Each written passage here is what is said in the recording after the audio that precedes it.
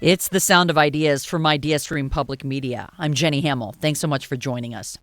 The U.S. Supreme Court handed down a historic 6-3 ruling yesterday along ideological lines. That said, for the first time, that former presidents have broad immunity from prosecution. The court allows this immunity for official acts, adding there is no such immunity for unofficial acts. Chief Justice John Roberts wrote in his majority opinion that the president, quote, is not above the law. But in a dissenting opinion, Justice Sonia Sotomayor wrote, quote, in every use of official power, the president is now a king above the law. President Donald Trump called the ruling a big win for the Constitution and democracy, while top Democrats condemned it, including former House Speaker Nancy Pelosi, who said the Supreme Court has gone rogue. This ruling likely ends any probability that the former president will be tried before the November election in his federal election interference case, which alleged that Trump sought to pressure the Justice Department to investigate unfounded claims of widespread election fraud after the 2020 election. It also allows Trump the chance to order the Justice Department to drop the charges against him totally if he's elected. Here to talk more about this major ruling, how this will impact presidential powers moving forward, and the cases against the former president, we've invited two legal experts from Case Western Reserve University. We have in studio Professor Emeritus of Law, Jonathan Entin. Jonathan, good morning to you. Good morning. We also have Professor of Law, Jonathan Adler. Thanks to you as well for coming into the studio. Good to be here. And if you, our listeners, have any questions or comments about yesterday's ruling on presidential immunity, call 866-578-0903. You can email us at soi@ideastream.org, and you can tweet us. We are at Sound of Ideas. Okay, so everyone's talking about this, and right now, different political party leaders and Supreme Court justices are saying that this is either great for our democracy or just simply terrible. I'd like to get from your legal scholarly perspectives, your perspective. So let's hear what you think, Jonathan. Which Jonathan? Jonathan Entin. Okay. My sense is that the court decided more than it had to decide in this case. The court, first of all, reframed the question that President Trump brought to them, and then at least the majority of the court seemed less interested in the precise details of this case. Justice Gorsuch, during oral argument, said, well, this case is this case, but we're making a ruling for the ages. And I'm not sure that that was the best way for the court to approach this. We can talk about the difference in starting points for the majority and the dissent, but I do think that the court did not have to write as broad an opinion as it did. I mean, sweeping precedent here that the U.S. Supreme Court laid down by saying here forward. Right. Well, the former president enjoys immunity for all official acts. Well, part of the question is going to be, well, exactly what is an official act and what sorts of evidence might be admissible in a case involving a president who claims this sort of immunity. I think that for example, I think there's some tension between what the court said yesterday in part and the Watergate tapes case. There's a lot of back and forth between Chief Justice Roberts on the one hand and Justice Sotomayor, the lead dissenter, about bribery. But one of the things that struck me was in that discussion, the chief said, well, the public record might be admissible, but the discussions that the president might have had are not. But in the Watergate tapes case, the issue was whether the recordings in the Oval Office had to be turned over to the special prosecutor. President Nixon might have been indicted. We don't know because President Ford pardoned him and Nixon accepted the pardon. But I wonder whether if Nixon had been indicted and the special prosecutor wanted to use that so-called smoking gun tape, right, whether under this reasoning from yesterday, whether that could come in. I don't know the answer to that, and I'm troubled that I don't know the answer to that. Jonathan Adler, what is your take on yesterday's ruling and its impact on the country? Yeah, I have a very different take. I mean, in some respects, I think the court should have decided more, as Justice Barrett suggested in her concurrence. The only act that the court was conclusive about, one way or the other, was the president's discussions with regard with the attorney general, saying that is the sort of thing that's absolutely immune because, among other things, the president has complete ability to remove officers. And going back to the framework for executive power articulated in the Youngstown Steel case, there are areas of executive power that are beyond the scope of Congress to regulate or constrict. And if Congress can't regulate or constrict certain actions of the president, then certainly Congress can't criminalize them.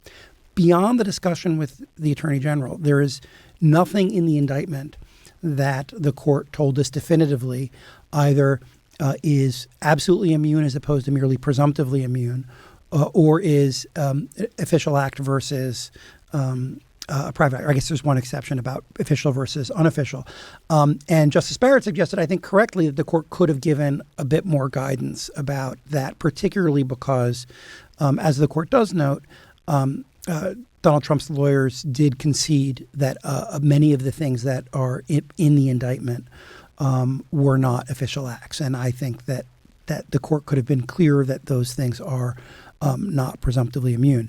I think that I'm less upset about the ruling than I am about the fact that we're here in the sense that this is a question that the court had to address. The court never had to address this question before, and that was a good thing. The fact that we are in a situation where the court has to consider what sorts of actions a president might be criminally prosecuted for, that not only we have to think about the conduct that Donald Trump engaged in, but also the hypotheticals of if Donald Trump returns to the White House, to what extent could he prosecute his predecessors?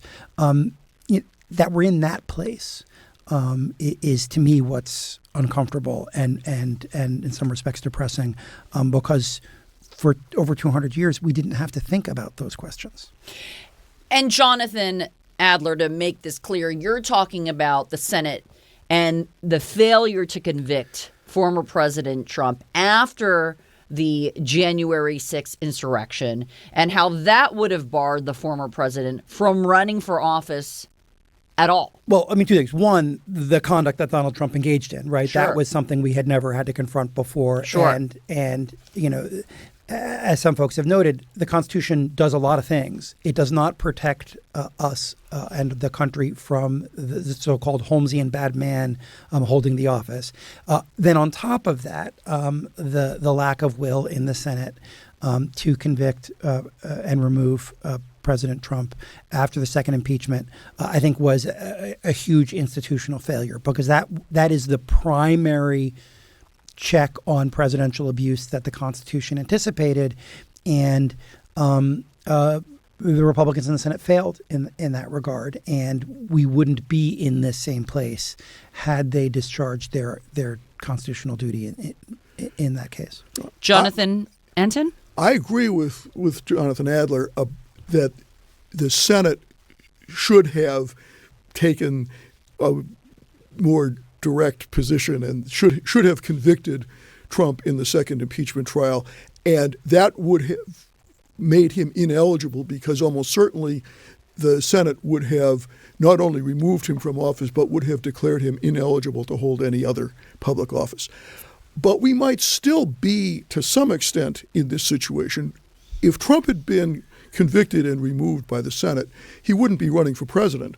But there is some possibility that Trump might still be facing criminal charges. And so in that sense, we might not have avoided these sorts of issues. Now, the odds of that are probably would have been lower, but they wouldn't have been zero. We are getting emails from listeners. Again, if you want to participate or ask a question about the U.S. Supreme Court's decision yesterday, the number is 866-578-0903. The email, soi@ideastream.org. James wrote in and said, we shouldn't even have to talk about actionable deeds by a president. A president should be by nature a law-abiding individual. Additionally, it's shameful that this former president has supporters in the court. And that is one thing that was implied by the majority opinion, or explicitly said, rather, but that the president should be entitled to make bold and decisive action during presidency and not have to be concerned about prosecution. Let's say once the president, so far it's only been him, but when he is out of office, and that should not be kind of a repercussion of behavior while in office. What do you say to that? Both Jonathans. I'll start with you, Jonathan Enton. Well, here I think we want to start by looking at where the two sides in the court started. The majority of the court started from this premise that the Constitution creates a strong executive who should not have to worry about the prospect of criminal prosecution either in office or out of office. Right? That this is really important. Now, it's interesting that here we are 235 years out from the inauguration of the first president. This is the first time this has come up. Right. But that's the majority's premise. We need a strong, effective president, and the president who is subject to criminal prosecution can be harassed while in office and afterwards, and that could deter the president from acting. The dissenters started from a different constitutional premise, which is that although the Constitution does create a strong executive, it also establishes a system of checks and balances that seek to prevent too much power, too much unchecked power from accumulating in any one place. Depending on where you start, you can see how both the majority and the dissent get to their ultimate conclusion.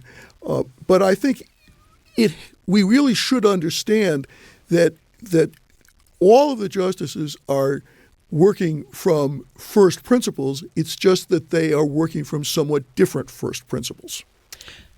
Go ahead, Jonathan. I think there's also some precedent here that I think did constrain some of the things the court should think about. But just to give an example that I think is one of the things that some of the justices were thinking about, we all know that during the Obama administration, there was a drone strike that killed a U.S. citizen. There are those that have suggested that if a president can be prosecuted for acts in office, official acts, that is something that say Trump administration could try to prosecute former President Obama for. The majority starts from a position that scenario is intolerable, that we can say that drone strike was good or bad, proper, improper, but in that sort of context, at that extreme, national security, deployment of U.S. force overseas to protect the country, the president should not have to be thinking about whether some partisan opponent years later is going to come after them. And so if you accept that there is that sort of extreme scenario where there is a range of executive power that is beyond congressional interference and beyond criminal prosecution, then you're in a very difficult line drawing scenario. And given the pressure of the election and the like, we would all love to know where those lines are. The problem is that figuring out where those lines are is difficult. It's time consuming. Donald Trump was indicted in this case a year ago. Mm-hmm. If you think about the other January 6th case that the court decided this term, the motion to dismiss in the Fisher case occurred before Jack Smith was even appointed. This case, for something of this complexity, is moving ridiculously fast. One of the most important precedents the court had to deal with, a case called Nixon versus Fitzgerald involving civil liability of a former president, was decided in 1981, right? So 7 years after Nixon left office. Here, we're not even 2 years, or we're not even 2 years from the appointment of the prosecutor. So these are hard questions. There's a line that has to be drawn somewhere. And as we've already noted, it's sad that we have to figure out where this line is. But that's the situation we're dealing with. Well, I think there's another concern here. As I said, Trump is the first former president, in 235 years to face a criminal indictment. We've had a lot of strong presidents who operated without having any clear sense about their potential criminal liability. And it's not clear that those presidents were much deterred. The fact that the majority in this case is worried now about the prospect of partisan retaliation down the road is a pretty sad commentary on where the court majority thinks our politics have gotten to. And not that I think that their assessment is necessarily wrong, but it is still a pretty sad commentary. I should just know, Donald Trump and some of his supporters have said they will retaliate. I mean, the majority is not responding to fanciful hypotheticals. Right. The majority is responding to the fact that if Donald Trump is reelected, he could try to prosecute Joe Biden. He could try to prosecute Obama. And so the scenario that we're dealing with today is that we have a situation, given our partisan divisions, whatever else, and the unique or unprecedented nature of Donald Trump as a political leader, where we're not just talking about this prosecution. We are talking about presidential candidates that are talking about using the federal government to prosecute political opponents. And so the court had to be aware that this decision was not going to be a one-time only sort of thing. And that's why I mentioned the Obama drone strike case, which people have seriously. I mean, there is serious discussion about whether at least the one drone strike that killed an American citizen was unlawful. It might have been. I think most experts would say it would be really problematic to prosecute former President Obama for that. And again, once you start from there, you got to figure out where the line is. Let's take a call from Dennis in Lakewood. Dennis, good morning. Give us your thought. Well, I think we're talking about the niceties of the constitutional issues, but this is a broad attack. This opinion is a broad attack on democracy. The framers never intended for there to be a king-like figure clothed with immunity. There's nothing in the Constitution that supports that. And they've given him this immunity, which in essence makes him or her a king or queen, but without responsibility. The idea that somebody needs some guidance to be able to take bold action, as has been pointed out. We've had presidents take bold action for many years, and there is guidance. It's called the criminal code. Do and don't do. And so there's no need guidance, and if anything, they've made it, that's just their stated justification, which I don't believe for a minute, but that's the stated justification. But in fact, they've made it more complex. Now nobody knows what an official act is, an unofficial act, the perimeters of the official act. They've made it more convoluted, not less, and it shouldn't be lost on anybody. They waited till the very last day of their releasing their decisions to make it virtually impossible that Trump would be prosecuted before the election. So it's really a terrible day, a terrible decision, and an attack on the basic fundamental principles of our democracy. Dennis, appreciate you calling in and giving us that thought. And Dennis, very much echoing the sentiments expressed by the minority decision writer, Justice Sotomayor, that this was in some respects, a sad day for the country when you are allotting the role of king for president by insulating him from any prospect of recourse for decisions made in a official capacity. Jonathan? Well, one of the problems I see with the, quote, official act line that the court drew goes to Trump's conversations with people in the Justice Department. Now, the court says that those conversations are absolutely immune. The president is absolutely immune because the Constitution gives him the executive power. And this goes back to what are your first principles in the case? Because, yes, the president has the executive power, but when the president starts talking to the Justice Department to try to get them to intervene in the election, after Trump has filed dozens of lawsuits challenging the results in various states and losing virtually all of them, and the one victory he had was a kind of procedural victory that ultimately didn't hold up. Right. This is where the dissenters' view that we should focus on checks and balances may carry some weight. After all, the president isn't only the president. He is also a candidate who has a personal interest in the election results. I don't know exactly how to draw the line. I don't want to pretend that I do. But I think that this illustrates in an important way the challenges of using official versus unofficial action as the touchstone for deciding whether the president enjoys absolute or presumptive immunity or not. Yeah, I think something that's important to remember here is that we have quite a bit of precedent about the nature of executive power. And cases like Youngstown Steel, cases like Myers, cases on the removal power that have identified areas of executive power that are beyond congressional control, that are beyond Congress's power to regulate. And I think the majority is correct that if there are aspects of executive power that Congress cannot control or regulate, then Congress cannot criminalize those actions either.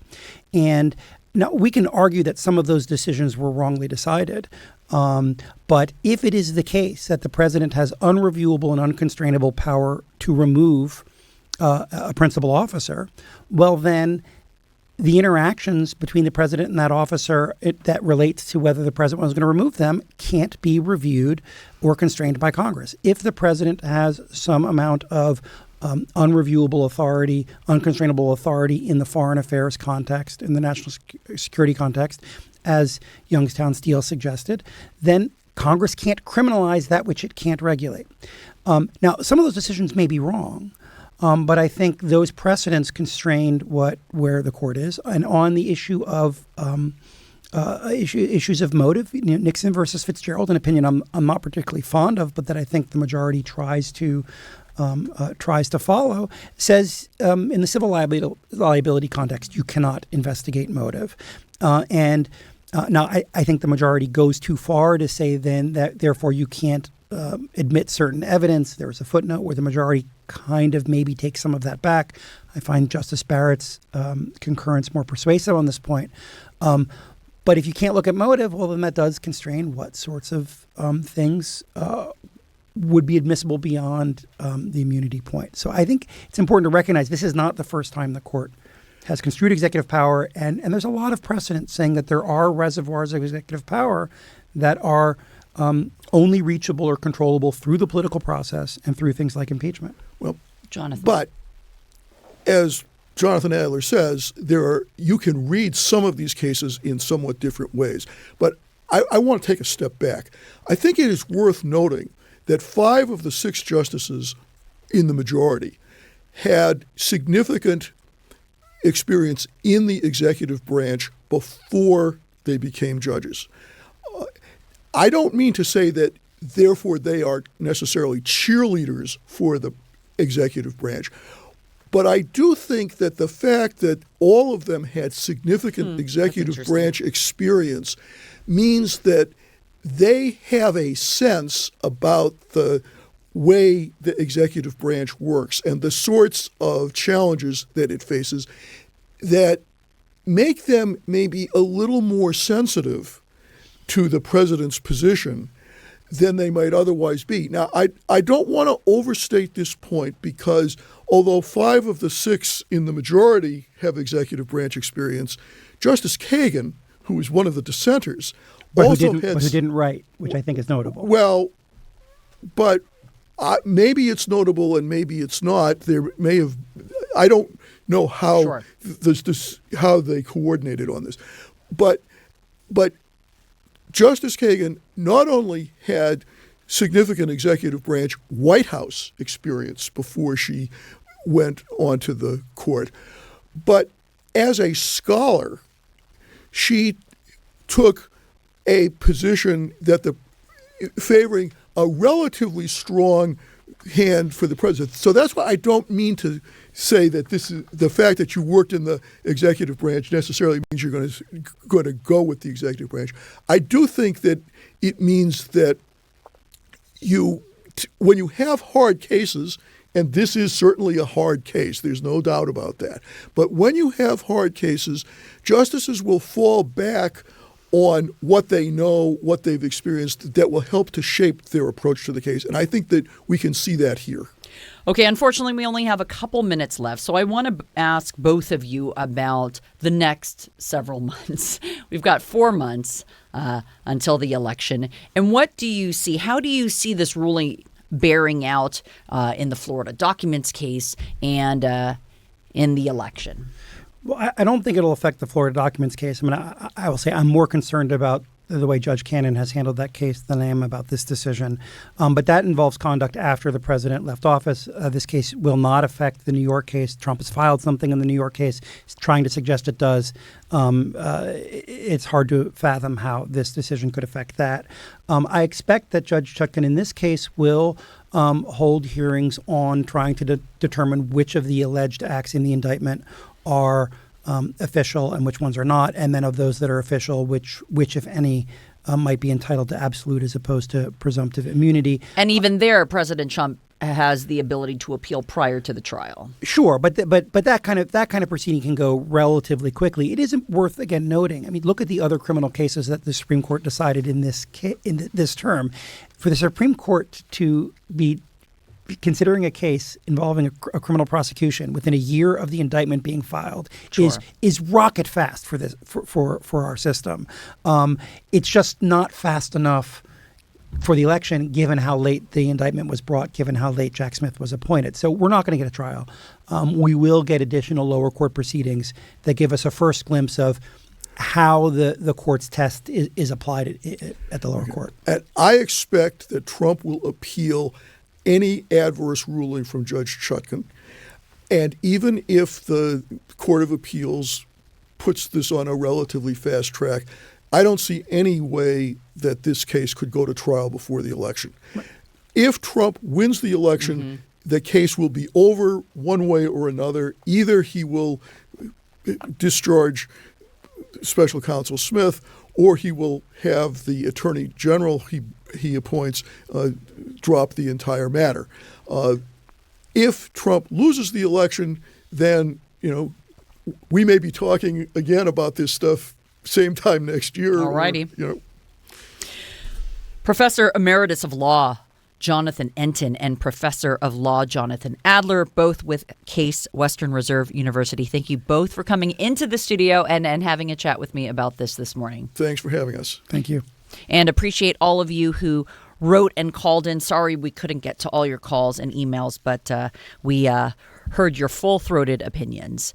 We're going to take a quick break. When we return, we're going to hear about a new anthology from Literary Cleveland that shares voices of homeless people in our region. This is The Sound of Ideas. I'm Jenny Hamill. We'll be right back. It's The Sound of Ideas from IdeaStream Public Media. I'm Jenny Hamill. Thanks so much for joining us. Or staying with us, rather. On this program, we've discussed how writing and writing workshops have helped a variety of communities. We've heard at length how poetry assists those who were formerly incarcerated, how they can process their experiences through writing, or how that same art form has helped veterans cope with the traumas of war. Well, last week, Literary Cleveland published These Words Are Not My Home, Poems, Stories, and Essays from the Unhoused. The anthology features original poems, stories, and essays by unhoused Clevelanders who took part in the Finding Voice Poetry Workshop at Lutheran Metropolitan Ministry Lakeside Men's Shelter. It shouldn't be a surprise that the workshop is giving voice to a population in our society who often feel unheard or ignored. With me now in Studio 4 to talk about this new anthology is R.A. Washington, the editor of the anthology, who just finished up his fellowship with Literary Cleveland. R.A., welcome back to the show. Thanks for having me. Thanks for being here. Also joining me are Lydia Bailey and Annie Holden, who both work with Lutheran Metropolitan Ministries Lakeside Men's Shelter. Lydia and Annie, thanks to both of you for coming in today. Thank you. And if you'd like to join the conversation with a question or a thought, please call in 866-578-0903. You can email us at soi@ideastream.org, or you can tweet us. We're at Sound of Ideas. Lydia, before we get into the conversation about this anthology, can you explain what the work being done by the Lakeside Men's Shelter is? It's to provide emergency shelter, but also so much programming that is behind the scenes perhaps, but it's really to get men into appropriate housing as quickly as possible. Why they are there, we really work on building the wellness of a person, preparing them for housing. And a lot of that comes through program staff and for volunteers as well. So these men that come through the shelter, how long are they allowed to stay? There is no time limit. Average length of stay, I believe, is 36 days, which takes into account the vast majority are there for only 2 or 3 days. And Interesting. Then, yeah. So it's kind of a crisis shelter. Yes. And what's kind of the average amount of individuals that you're housing at one time? We're the largest shelter in Ohio, so it's the numbers are creeping back up. It's almost 400 now. Really? Yes, nightly. Wow, that's a large population. Mm-hmm. Okay, and I want to ask you, Annie, that you have a history of working on these poetry workshops done at the Lakeside Shelter. So what has the work looked like up to now?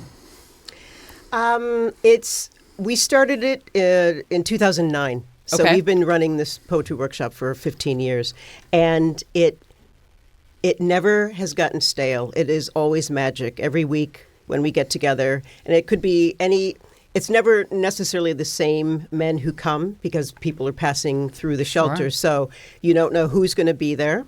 And it is a sharing of souls and feeling and intellect, and it's wonderful. The thing that struck me about this topic, hearing what you all are doing, is just the idea that when someone is homeless, going through that kind of situation or in crisis, I've got to assume there's so many complicated emotions.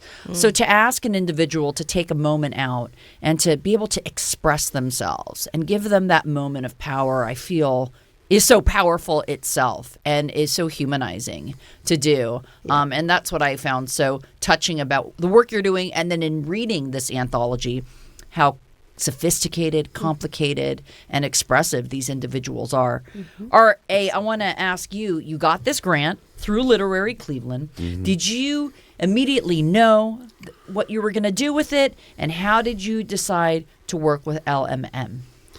I knew that I was going to make something with people that couldn't afford to make something. Sure. So I knew that, and I kind of settled on unhoused people simply because, I'd heard over the years that Annie had a workshop at 2100. So I thought there might be a receptive audience there, and I knew that from seeing they've collected the work in different times and different moments over the past 15 years. So I had seen some of those, and I kind of knew that there was like a good poetry community there that you could tap into, or at least the energy of one. So what did you get by working with these men? I mean, was there anything that was surprising to you? No. I've known over the years, there's so many there's so many characters that you meet in life, and a lot of times that, especially homeless cats would have poems or little stories, and you would just hear them. And there's always been strong poetics in the streets, and so I knew that people were gonna be able to do it. I think every human being has a couple of poems in them. So right.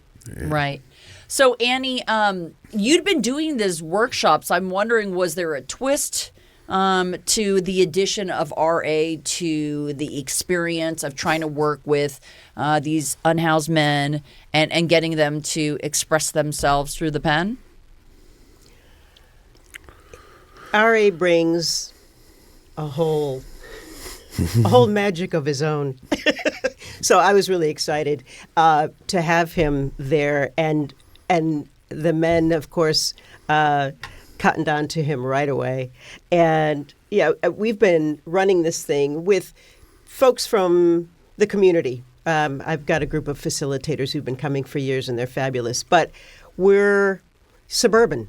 We're suburban folks, and so we can only meet them part way. So RA brought a whole other side to the experience, which has been fabulous. Yeah. And Lydia, in kind of the overarching goal of the shelter and trying to help these men maybe in a short-term or long-term capacity, how do you see workshops like these kind of helping with their self-esteem or just adding to them feeling being seen? Being able to be authentically themselves in expression. The shelter is trauma-informed care through and through. And talking out, affirming just who you are beyond all of the labels, that adds to that trauma-informed care that we're all trained in. And so when the men are at the shelter, what kind of services are they receiving? Housing services, mental health, recovery services. We work with so many partners throughout the continuum of care throughout Cleveland to assist. And there's also almost 2,000 volunteers there a year, which do have an impact on the culture. Sure. So it's not an isolated situation, and people are gaining understanding all around. And I understand that there's about 4,000 people that come through the shelter to be housed every year. Yep. That's a large swath. Yeah. So, RA, what are your workshops through this grant? What did they look like? How did you approach the men to come write with you? And give me an example of how a workshop looked. Well, either Annie or I would pick out a few poems that we would read together. So you read these poems together and kind of like discover the poems and just let the conversation kind of take you where it's going to take you. So maybe a poem might trigger a story from someone's past, or maybe it might take us on a whole other tangent. Just, trying to bring poems that maybe with poets that they didn't know. Nice. And mix them with poets that you do know, but maybe you had heard the name and never read any. Annie's really good at just creating a culture of like, hey, what do you think? What do you think? So it's really easy to get everybody talking, but the conversations that spark off it's just so generating. Because like homelessness is not a crime, although the Supreme Court seems to think so. But poverty is or a circumstance is not necessarily a marker of one's character or what they have to offer. Sure. So, I approach everything like anybody could do it. I don't think artists and writers and painters and musicians are that special. Maybe we had an opportunity or a spark that led us to wanting to do it professionally, but, everybody can do and make art and express themselves. So that's kind of how we approach it. Well, I'd love to hear a poem or two from you, from these men that have gone through your workshops and been asked to express themselves. So, R.A., why don't you read us a poem? This is by Roger Greene. Here in the darkness, my voice unheard, our muttering masses seem so absurd. Not one voice, no one heard, only self-serving, never deserving. Cries of the lost, a terrible cost. But when we unite, in our face, our blight, we stand together, never afraid. The sight so grand, our words a blade. Alone, one can only do so much. Never go will we touch, and in deafening darkness will we be. So tell me what you think, R.A., that poem means, or what did you garner from it? I just, you don't know how people learn.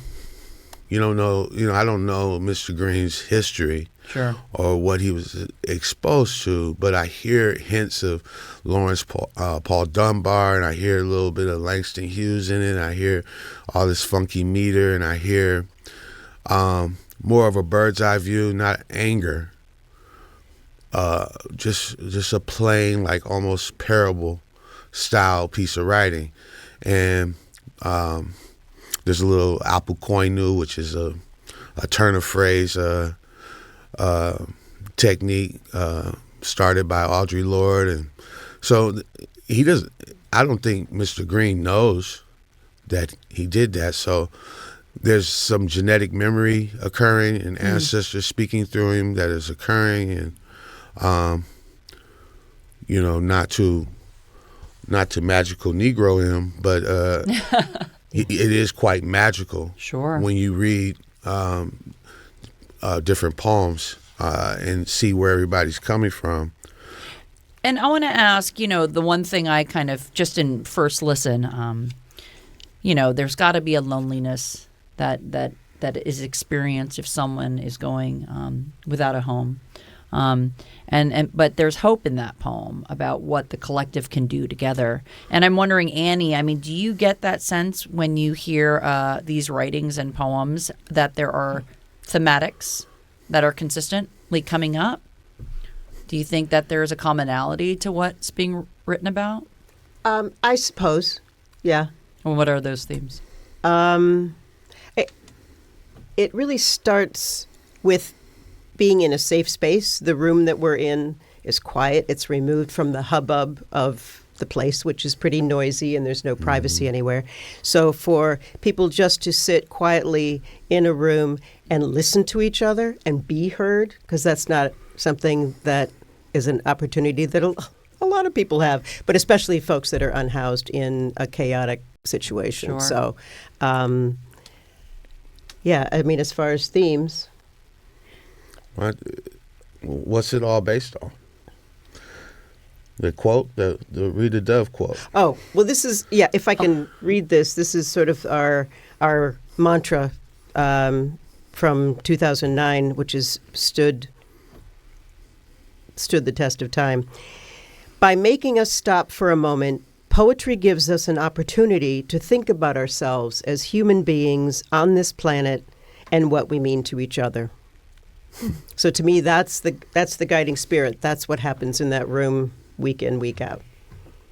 Yeah, go ahead. And if I might add, I think that a common theme may be a feeling of being left in the backwater, a back eddy, while the stream of humanity is going on, the mainstream, and they're being left by the wayside. And so Mr. Greene is talking about that as well, and I think that's a common theme. Mm-hmm. And yet they speak strongly. It's funny that you say that, because there was a writing that struck me, and I'm just going to read a passage from it.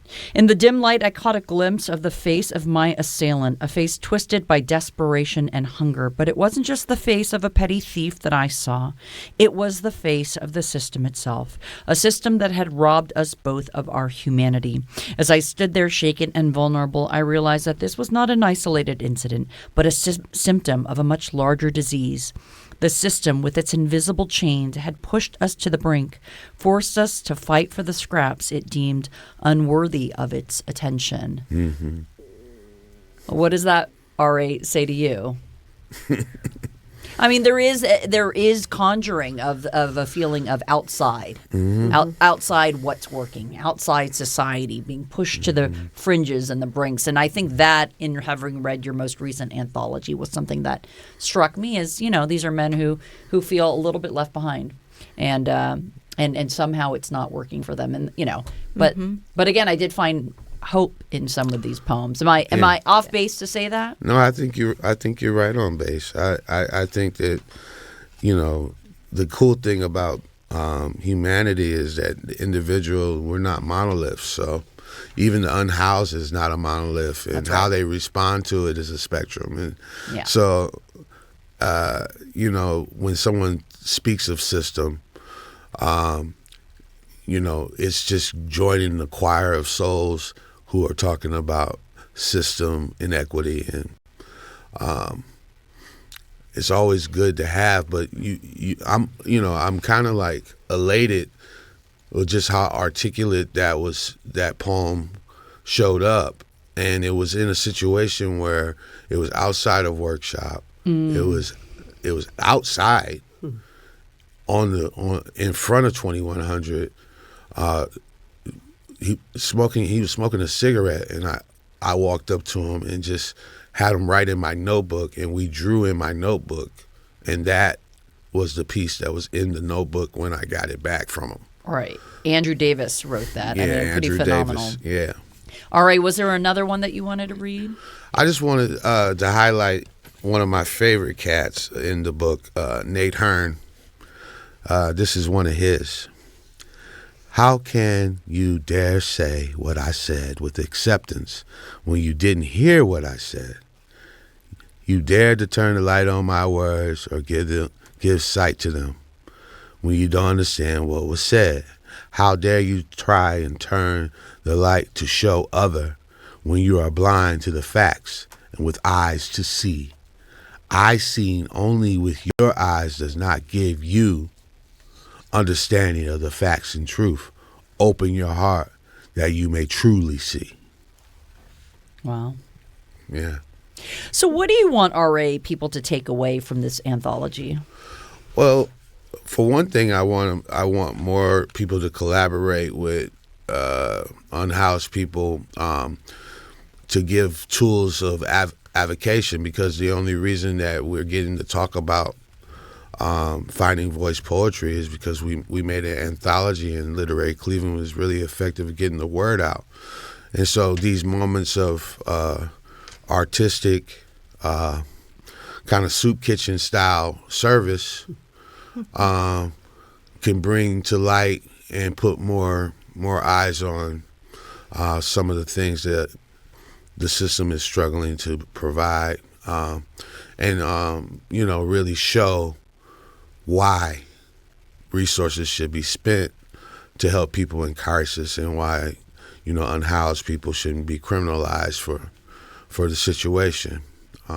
It's unfortunate in a consumer capitalism that they don't understand that if you don't pay people, they can't consume. So where's your capitalism? It just seems kind of odd. And I understand you had a launch party for the anthology. I'm curious, how did the other men in the shelter respond to, these recitations of poems and writings? Well, once they saw it as a crowd gather, everybody wanted to write and read. I love that. And I think it's very energizing to throw a party there. Everybody loves free pizza and pop and coffee provided by Lit Cleveland. And, I have to say, like, the 2100 is a special place, and it comes from the people that work there, really. And so anytime one of the programs does something and they provide an opportunity for the rest of the shelter to get involved, it's a party, and it's always good vibes. You might, if I could just say, please. It's easy to think of a homeless shelter as a place of trauma, which it is, but we laugh a lot. Yeah. There's a lot of humor in these poetry classes. Oh my Lord, we laugh so much at each other and just at the stories, and we celebrate life.